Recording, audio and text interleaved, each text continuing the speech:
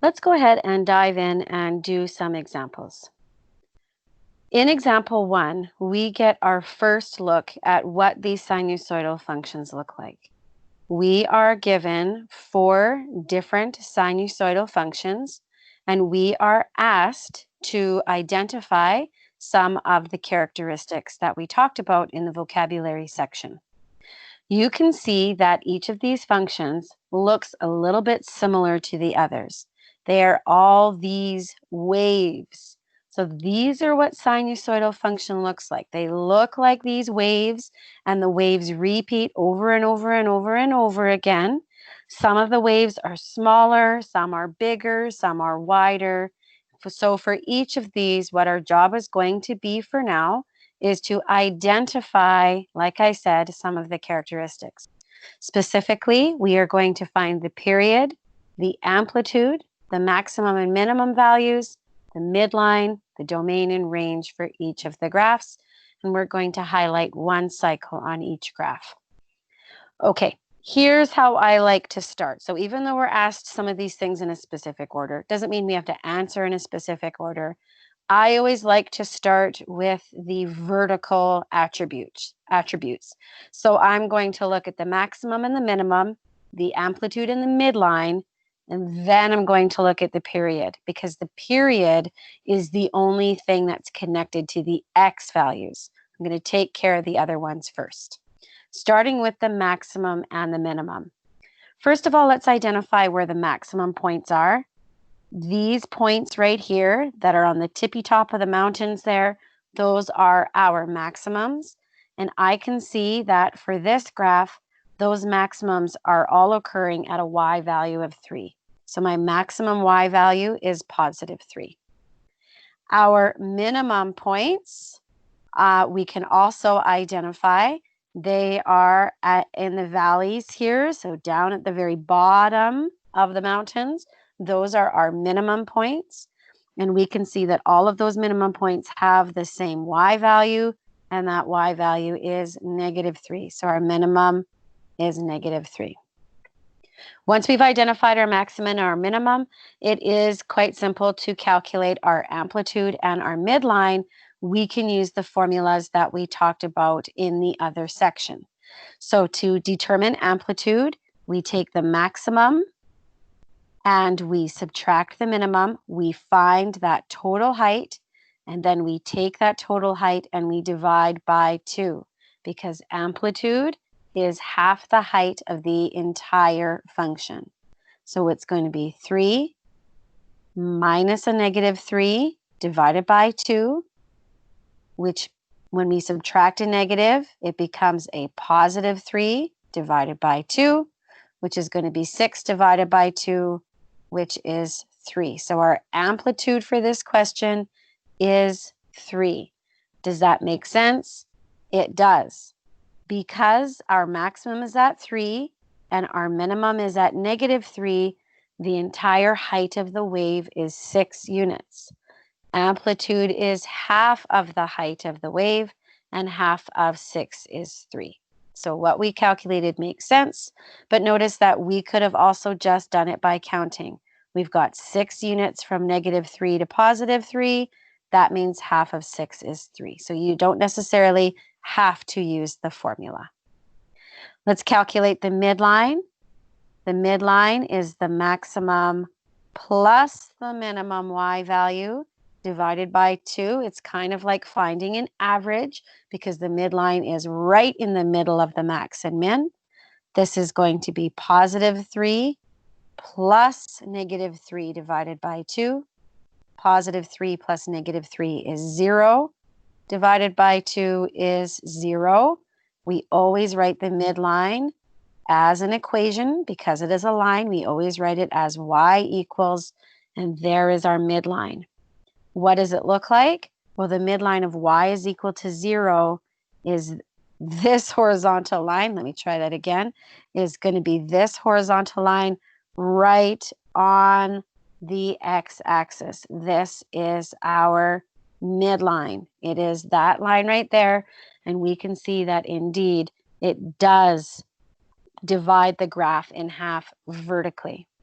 Do we have to use the formula? No.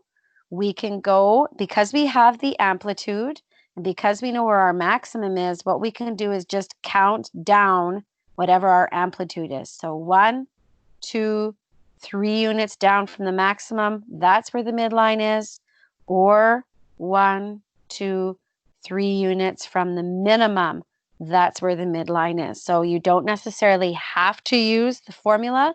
You can also count on the graph. So we found our max, we found our min, we used our two formulas or counting to find amplitude and midline, and that's where I like to start with. That's all of my Y value stuff. Let's talk about calculating the periods. I'm just going to clean up a little bit here. To find the period, we are not dealing with Y values, we're dealing with X values. And there's a couple of different ways to find the period. I'm going to show you 3. You can pick your favorite one. Now, I'm going to start by using 2 maximum points. So again, I'm going to highlight this maximum and I'm going to highlight this maximum. They must be consecutive maximums. So maximums that are right next to each other. We can't skip one. So what I'm going to do is highlight that cycle for you. This is what one complete cycle would look like. From the maximum all the way down to the minimum and back up to the maximum again.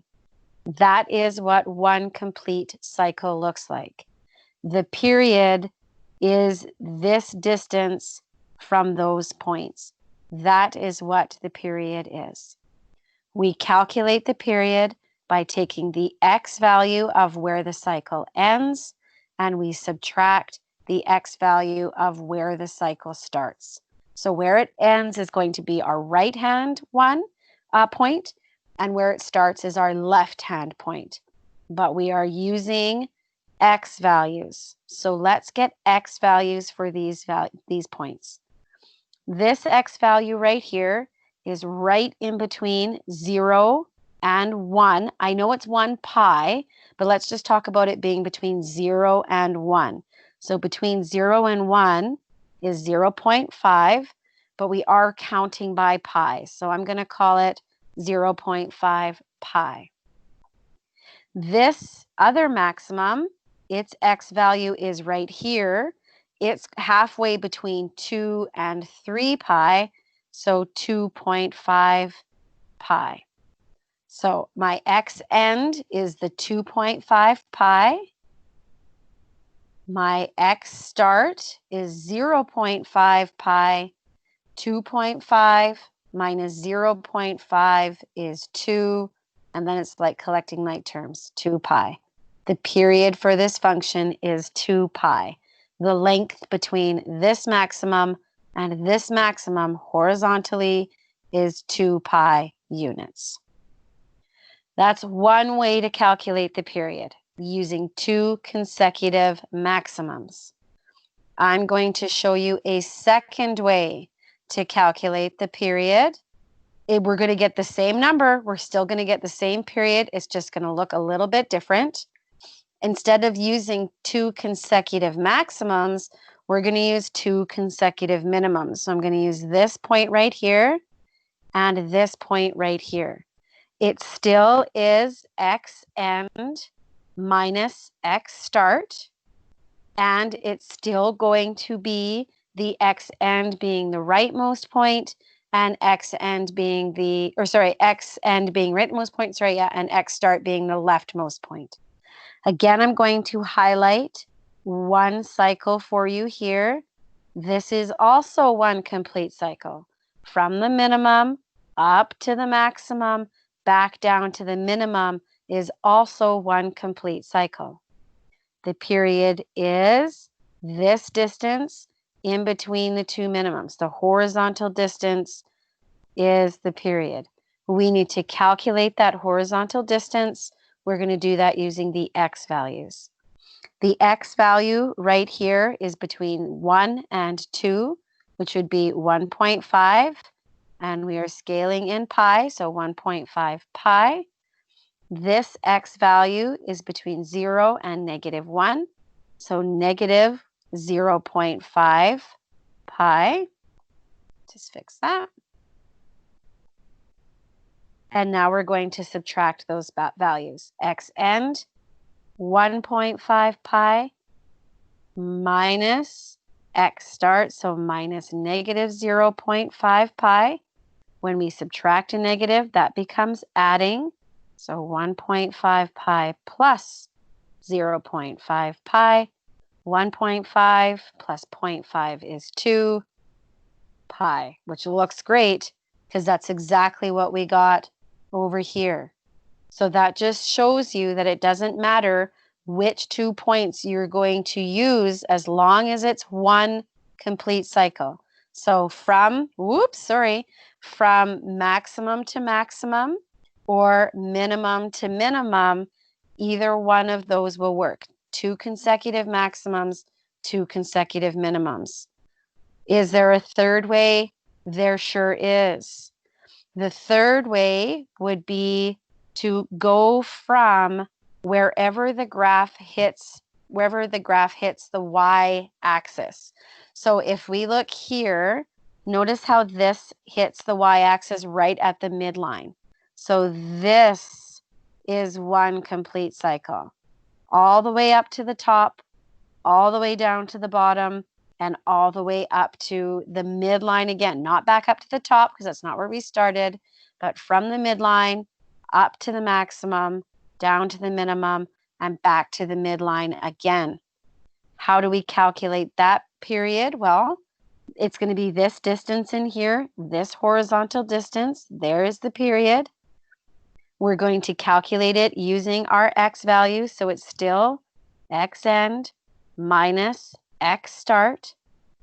Our end value is at 2 pi. Our start value or x value is at 0. So 2 pi minus 0 gives us 2 pi. There it is again. So 3 ways that we can find the period. We can use consecutive maximum points. We can use consecutive minimum points. We can use from where the graph hits the y-axis, one complete cycle. That works as well. So 3 ways to calculate the period. Okay, one last thing we need to talk about, and that is domain and range. Let's talk about domain and range. Domain, remember, is all the x values for a function. So what are our x values for the function? Well, here's what I notice. This function is going to start at negative infinity and keep doing this wave action all the way through. There's no jumps or gaps. We don't have non-permissible values or anything here. It is just one continuous function forever and ever and ever. So our domain for the sinusoidal function is going to be the set of all x such that x is an element of the reals. That is going to be our domain, and that will be our domain for every basic x or sinusoidal function. Our range, however, is limited. Notice that all of our y values are in between the maximum and the minimum.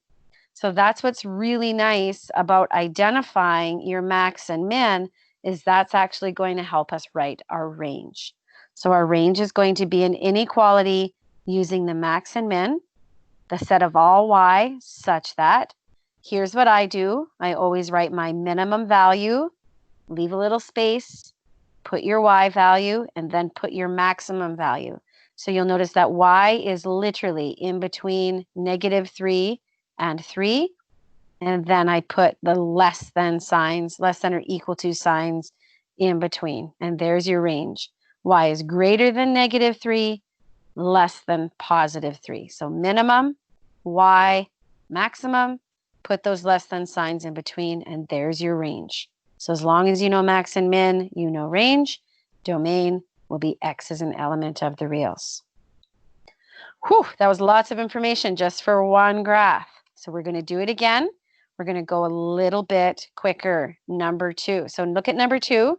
Looks different from number 1, doesn't it? It is not quite as tall. I notice that it looks like it's been moved down a little. Number 1 is sort of bordering on that x-axis there. Number 2 is down a little bit lower. So this one's going to definitely have different characteristics than number 1. Let's start again with the max and min. We always like to start with the max and min. Let's identify our maximum points. They're the tippy top of those mountains. And our y value is -1. So it's okay for a maximum to be negative. That's going to happen sometimes. Our minimum values, let's identify those. They're at the bottom of the mountain. So these are our minimum points. They occur down here at -3. So our minimum is -3. So if we wanted to right now, we could write our range, but I'll hold on to it and I'll do it at the end. Okay, let's calculate our amplitude. So amplitude, remember, is the maximum minus the minimum. We are finding that entire height, and then we take the entire height and divide it by 2. We are subtracting a -3, which becomes -1 plus 3 divided by 2. -1 plus 3 is 2. 2 divided by 2 is 1. And there's our amplitude. Our amplitude is 1. Does that make sense? Sure it does.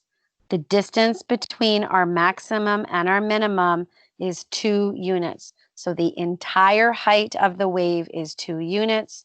Half of 2 is 1. Amplitude is 1. So we could find that amplitude without actually using the formula. Let's calculate the midline. The midline is the maximum plus the minimum divided by 2. We're finding that average, finding the middle. -1 plus -3 is -4. -4 divided by 2 is -2. We always write the midline as the equation of the line, so always y equals -2. There is our midline. Let's draw that midline in. This is y equals -2, and I can see that it indeed divides the graph in half vertically. Could we find the midline another way? Sure we could. From the maximum, we could have gone down 1 unit, the amplitude. There's the midline. Or from the minimum, we could have gone up 1 unit, up the amplitude, and there's the midline. So we could have also found the midline that way. Great. So we've taken care of all of our vertical aspects there, our max, our min, our amplitude, and our midline. Now let's deal with the period. Again, period is a horizontal attribute. We are going to be using x values. Again, I'm going to do it 3 ways, but I'm going to go a little quicker. We can go from one maximum to the next maximum. Find our x values for the maximum. This is between 0 and 1, so 0.5 pi.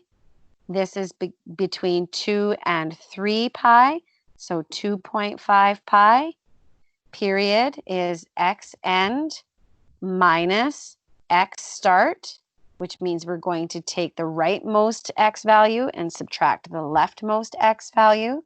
So 2.5 pi minus 0.5 pi gives us again 2 pi, because we want to find that horizontal distance, and there we did. That's the period. Now we get 2 pi, just like we did in example number 1. The period is not always going to be 2 pi. These two just happen to be the same. Okay, let's do it again using the minimums. So maybe we want to use this minimum and this minimum. Let's get the x values for those.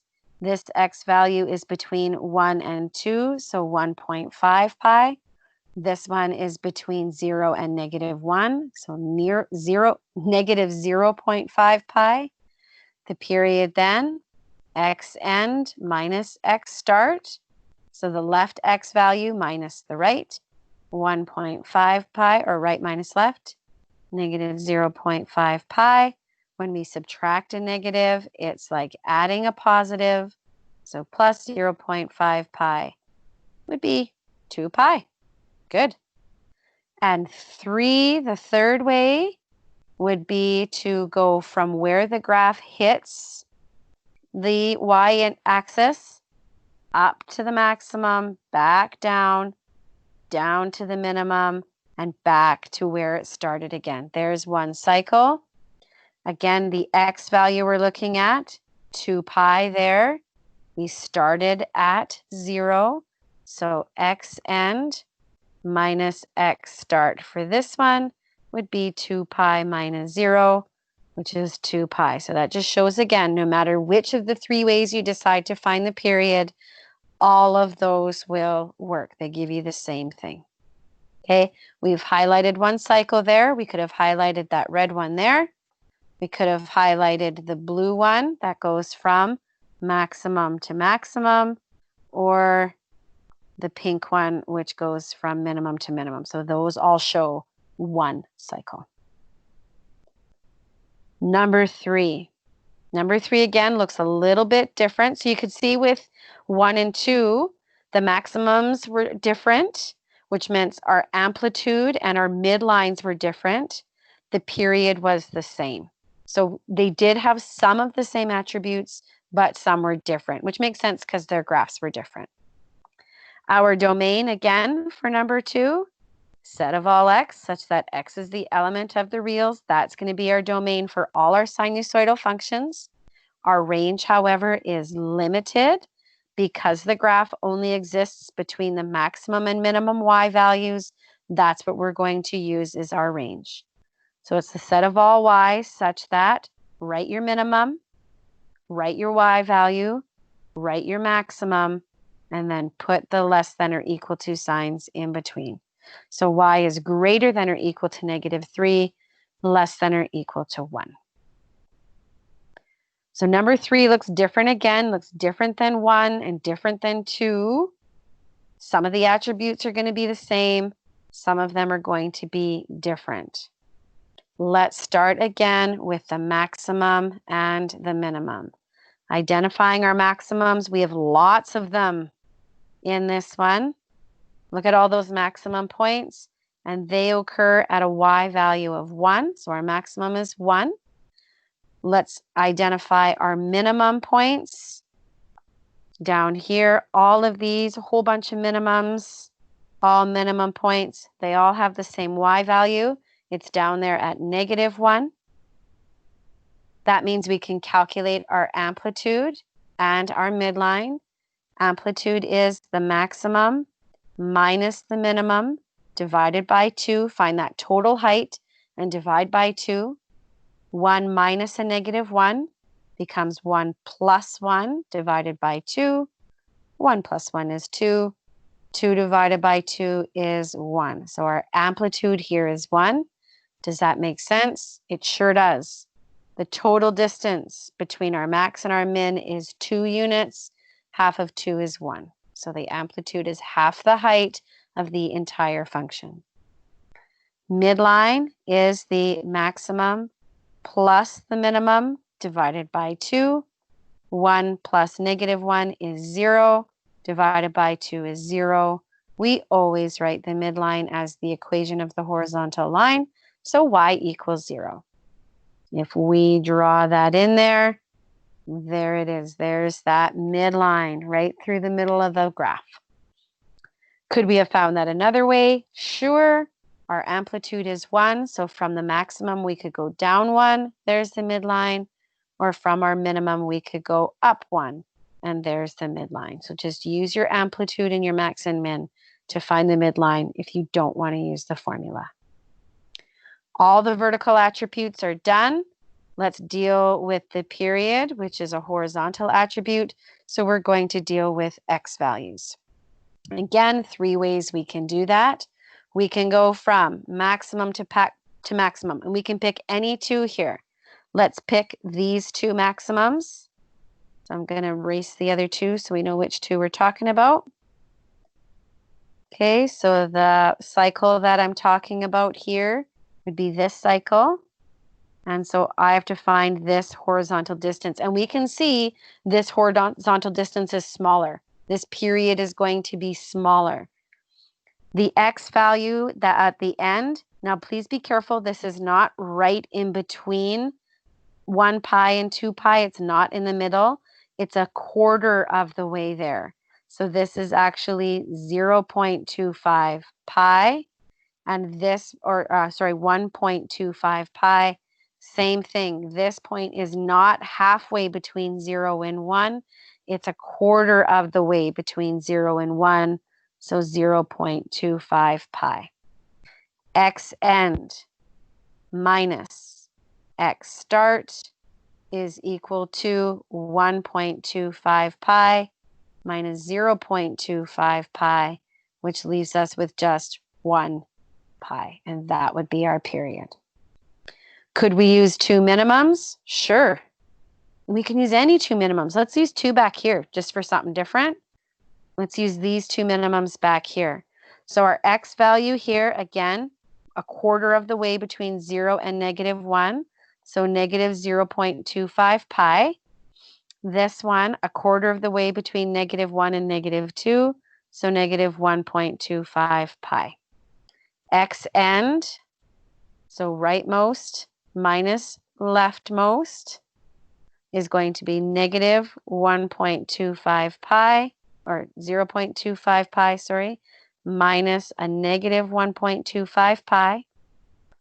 Negative 0.25 pi, subtract a negative is plus 1.25 pi. Negative 0.25, positive 1.25 is positive 1 pi. And finally, what happens when we start right where x is equal, where the graph is crossing the midline? Up to the top, down to the bottom, up to the top again. Our x value here is pi. Our x value here is 0. So x end minus x start is going to be pi minus 0, which is pi, which is what we got for the other ones. Now, I should note you do not have to do all three of these for the period. Pick the one that makes the most sense to you. Finally, domain, same as the other ones. The domain is the set of all x, such that x is an element of the reals. Okay, we go from negative infinity to positive infinity. It exists everywhere. For our range is going to come from our maximum and our minimum. So range is the set of all y such that write your minimum, write your y value, write your maximum, and put your less than signs in. And there is your range. Number 4. So let's just have a look. Compare number 2 and number 3. Amplitude was the same. Period was different. Midline was different.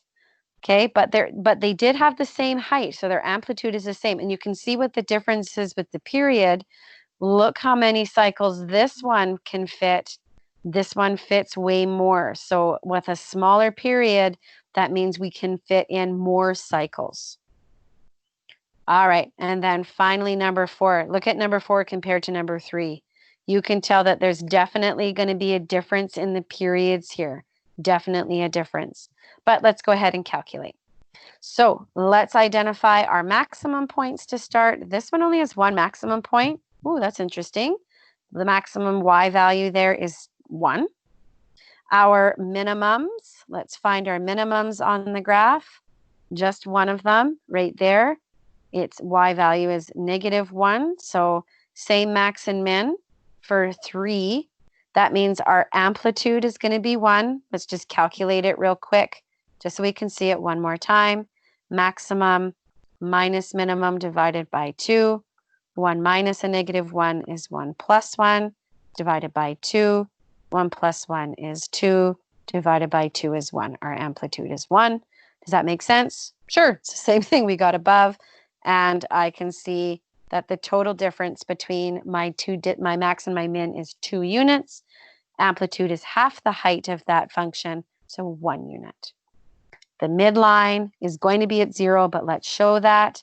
Maximum plus minimum divided by 2 is going to be 0 divided by 2, which gives us 0. write it as the equation of the vertical line, and y is equal to 0. Does that make sense? Sure. When we graph it in there, it is definitely right in the vertical middle of that graph. Vertical attributes are done, max, min, amplitude, and midline. So now let's go ahead and calculate the period. Period is a horizontal distance. Now you're going to find this one is different. We already noticed that we could only identify one maximum and we could only identify one minimum. So we're not going to be able to subtract the x end and x start for 2 maximums and 2 minimums. So here's how we tackle this one. I'm just going to use the minimum value I have and the maximum value I have, and then we're going to subtract those x values, but we're going to multiply by 2. So we're still going to go x end minus x start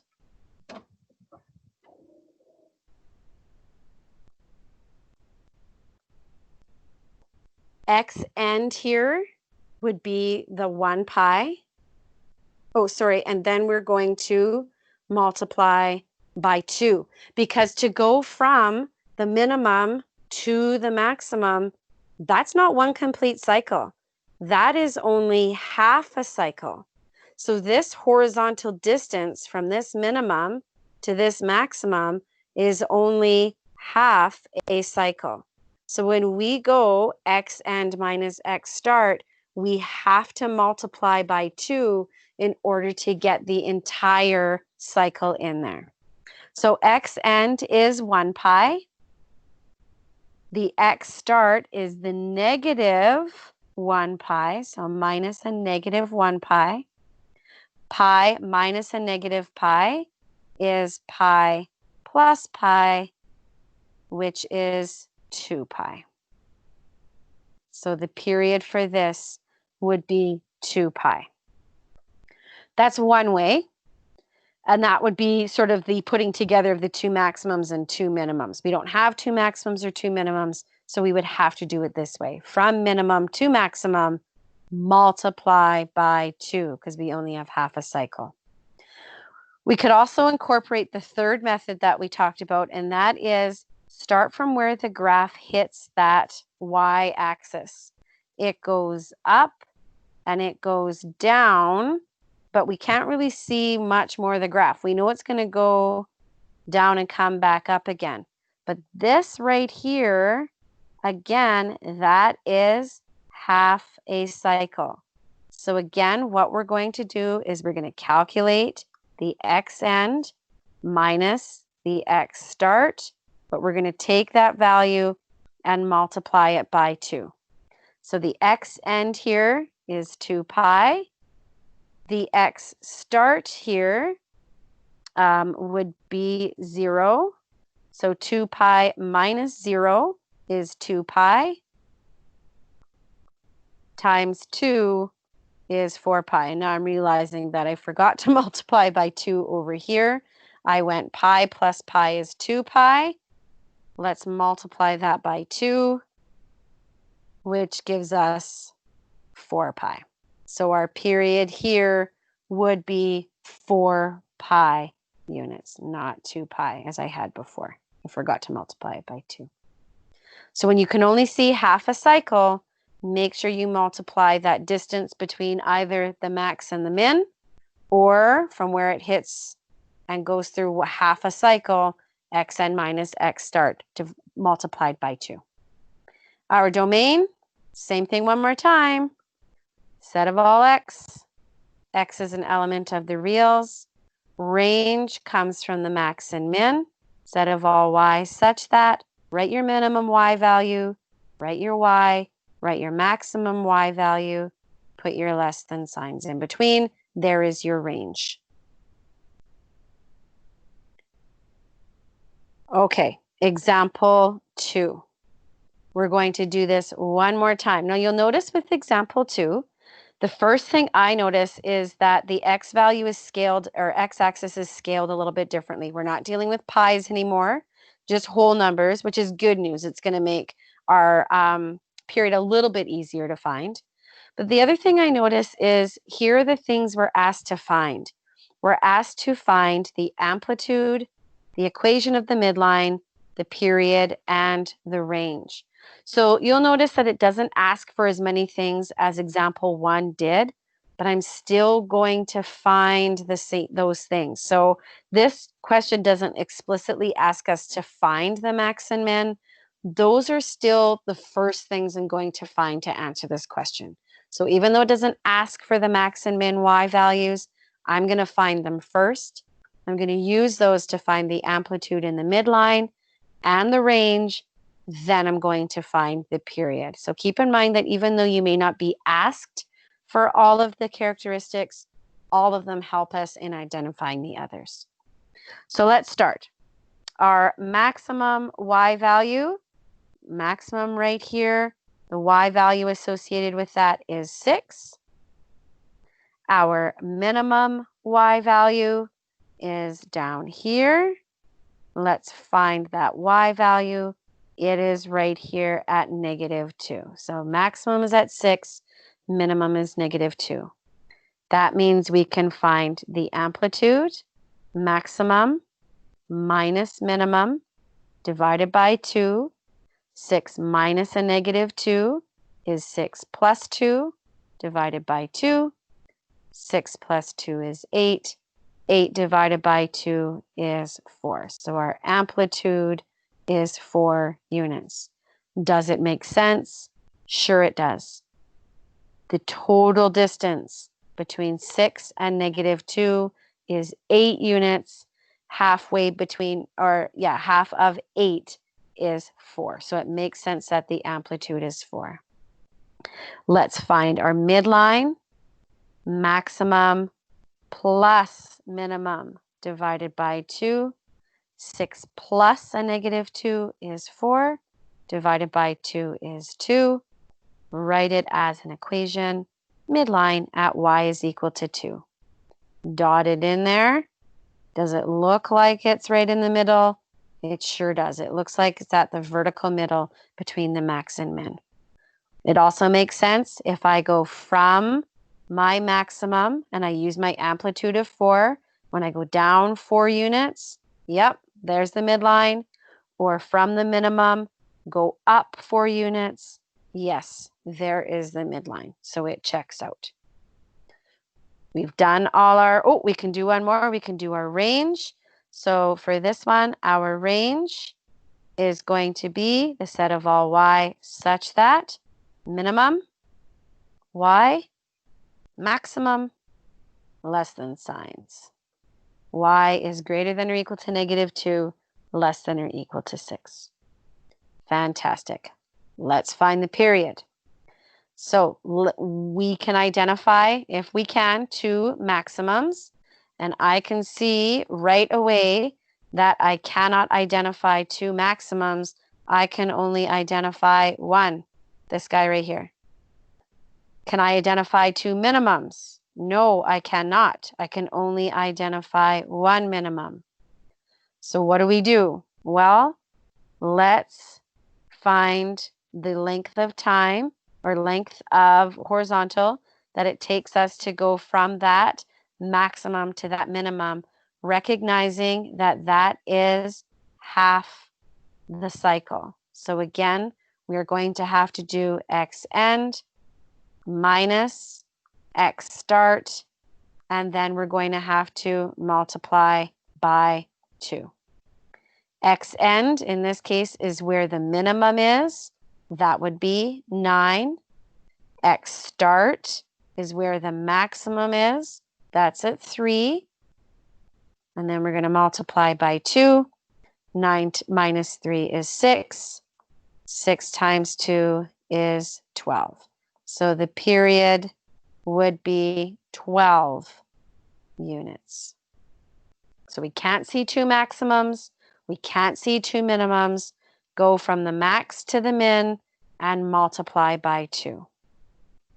Using a second method, start from where the graph hits the y-axis, which is at the midline. We can travel up and then down. Now we can't really see the whole rest of the function. We know that it keeps going, but what we can identify is this part right here. We can identify that part, which would be, again, half the cycle. So let's look at that. It would still be x end minus x start. It's still just half a cycle, so we must multiply by 2. Our x end is 6. Our x start is 0, because we're starting right on that y-axis, times 2.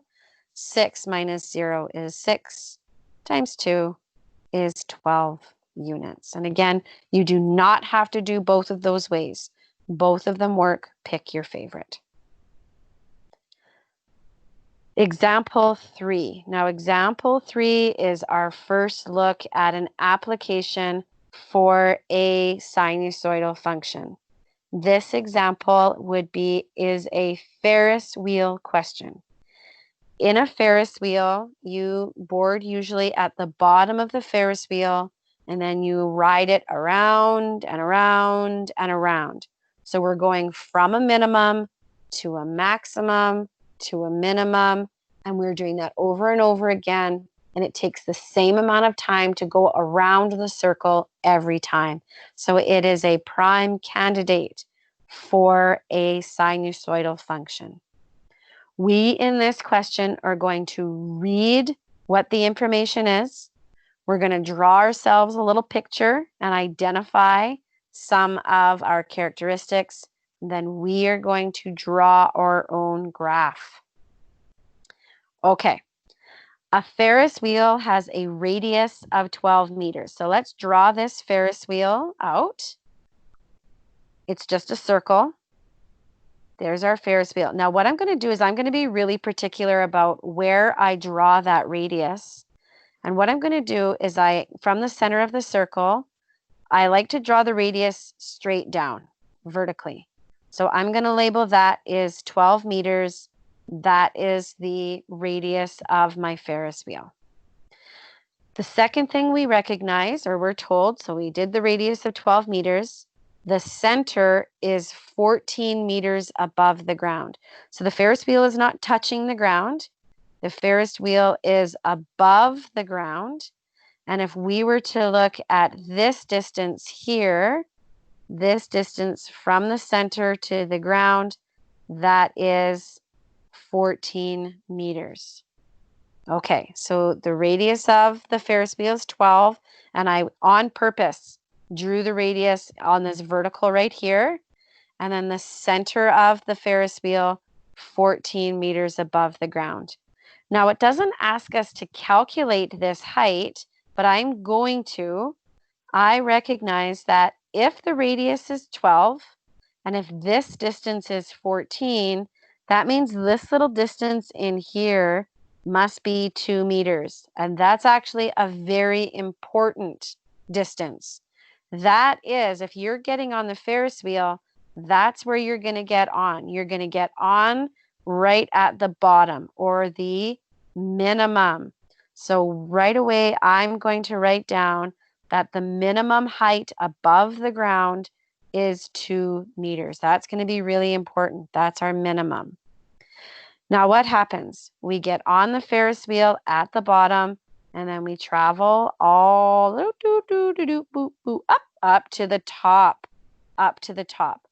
I want to talk about how high above the ground we are at the top of the Ferris wheel. Well, what is this length right here? Well, that's just another radius right there. That is also 12 meters. So from the ground to the top of the Ferris wheel is 2 plus 12 plus 12. So when we're at the very, very top of the Ferris wheel, we are 26 meters above the ground. That would be our maximum height. Maximum height is 26 meters. So please be careful I know you're thinking, well, why wouldn't the height be 24? Because we're not comparing just the height of the Ferris wheel, we're comparing the height from the ground. And the Ferris wheel is above the ground. So, and it's 2 meters above the ground. So there's our maximum and our minimum heights. Okay, we haven't read all the information. The next information says you board the Ferris wheel at the lowest point, great, and it takes you 44 seconds to go all the way around. So to start here and to go all the way around takes you 44 seconds. So we start here all the way around 44 seconds. I'm going to use that piece of information along with the max and min to create a table of values. We're going to create a table of values. One side is going to be the time. The other side is going to be the height. So X is our time and Y is our height. Let's start at time equals 0. So start at the start. How high above the ground are we when time is 0? Time is 0. We get on the Ferris wheel. We're getting on at the bottom. Our height is at the minimum. It's at 2 meters. 2 meters. Okay. Now, we just said that when we go all the way around, look where we end up. We end up back. If I stop right there, we're back at a height of 2 meters. How long did it take us to do that? It took us 44 seconds.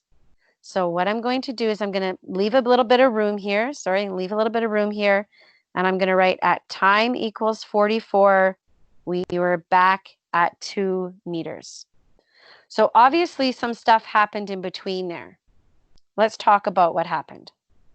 What if we start, I'm going to just change colors here. What if I start at the bottom, which we did, and we get to here? How long did it take us to go halfway around the circle? It took us 44 seconds to go all the way around. How long did it take us to go halfway around? Well, it would take us half as long. So 22 seconds. So right in the middle here, I'm going to put time at 22. What's our height? Well, we are at the tippy top, halfway around the Ferris wheel at our maximum height. So at 22 seconds, we're at 26 meters above the ground. 2 more points I want to look at.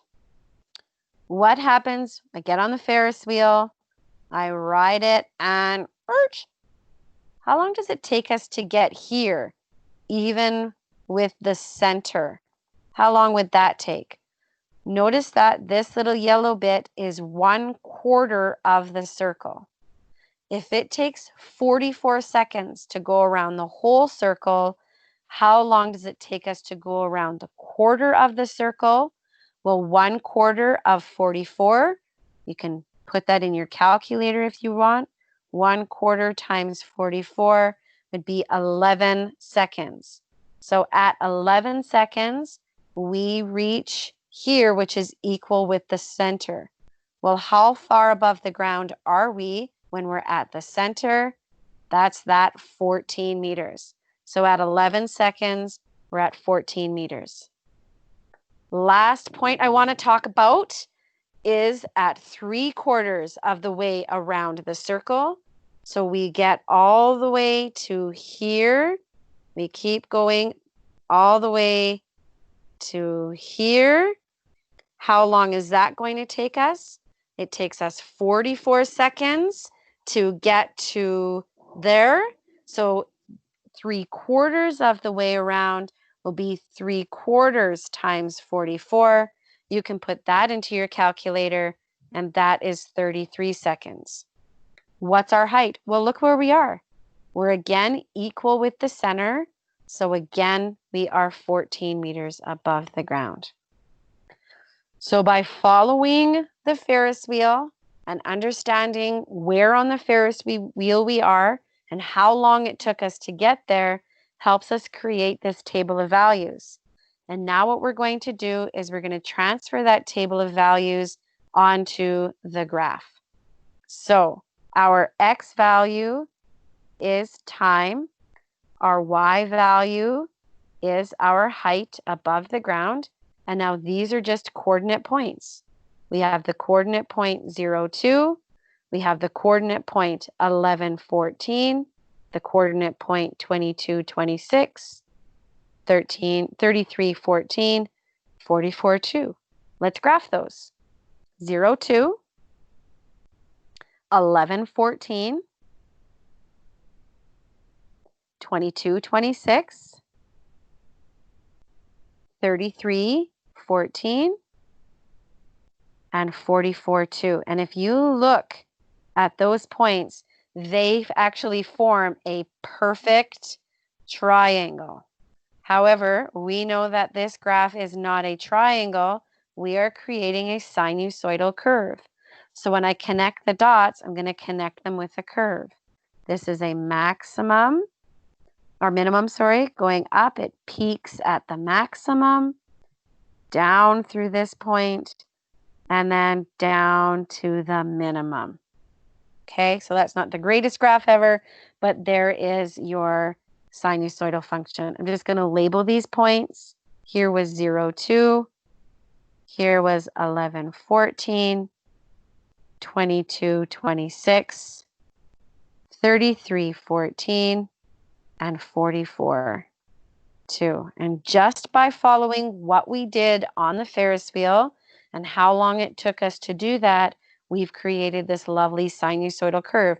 If we were to go around the Ferris wheel again, it would just continue again. And we'd back at 88 seconds, we would be back at 2, and so on. So now part B says, determine the amplitude, the midline, and the period for the function. Okay, amplitude and midline should be no problem. We already have our max and min identified. So our amplitude is going to be maximum minus minimum divided by 2, which is going to be 24, divided by 2, which is 12. Our amplitude is 12 meters. Now that number looks familiar. Yes, it does. It was our radius. In fact, anytime we have an application question where we have an object that moves in a circle, the amplitude will always be equal to the radius. Every time. How about the midline? Our midline is going to be at our maximum plus the minimum divided by 2, which is 28 divided by 2, which is 14 meters. So again, we write that as an equation. Y is equal to 14. Well, 14 looks familiar to me too. Well, yeah, 14 is where the center of the circle was. And that's going to, again, happen every time. Every time we have a scenario where an object is moving in a circle, the midline is always going to be equal to where the center of the circle is. So amplitude is always the radius of the circle. The midline is always the center. Let's talk about the period. Well, we could do minimum minus minimum, right? X value of the minimum is 0. X value of the minimum here is 44. X end minus X start is 44 minus 0. So it looks like the period is 44, and it would be 44 seconds since the X is being scaled for time. Well, 44 looks familiar too. Sure it is. How long to go all the way around? All the way around would be 1 cycle. The time it takes for 1 cycle is the period. Okay, so time for 1 cycle, or if something moves in a circle, for 1 revolution is the period. Okay, so we have taken a close look at sinusoidal functions.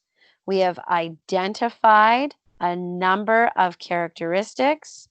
Now it's your job to practice identifying these characteristics on your own. And then our next job is to connect these characteristics to the equation. That's our next step.